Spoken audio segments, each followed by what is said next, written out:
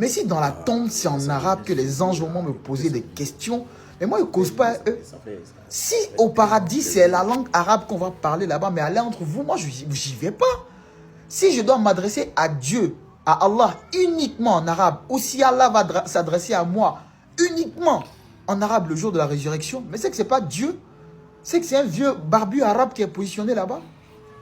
Allah il dit dans la sourate Rum, sourate 30, verset 22, si je ne me trompe, Amin ayati khalq as-samawati wal ard wa ikhtilaf alsinatikum wa alwanikum inna fi dhalika la ayatin lil alamin.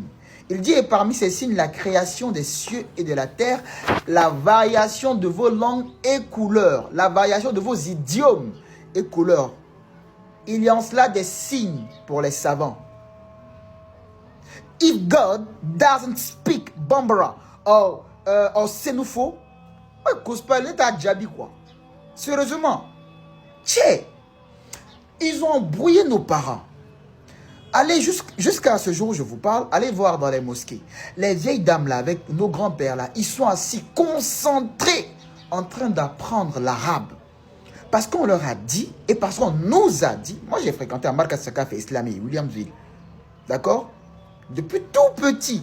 Après, j'ai fait, comment dirais-je, El Aïtrat Tahira. Calmez-vous. On sait de quoi on parle. On leur a dit que, au paradis là-bas, là, c'est arabe, on va parler. On leur a dit que dans la tombe, les anges qui vont venir poser des questions, ils vont poser des questions en arabe. On a dit que Dieu, pour lui parler, pour s'adresser à lui, il faut s'adresser à lui en arabe. Mahada.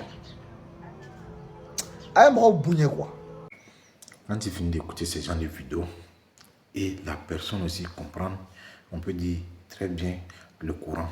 Parce que ce qu'il dit, même si tu ne comprends pas le Coran, tu comprends dans son explication ce qu'il veut faire comprendre.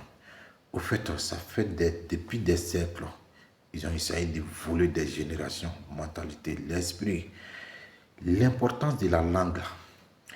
Voici une preuve encore. Après la colonisation, pourquoi ils ont posé les langues? Après les langues, les cultures, pour ne pas que les Africains vont se rappeler qui vous êtes. Tu vas passer tôt ou tard un jour, vous allez vous révolter.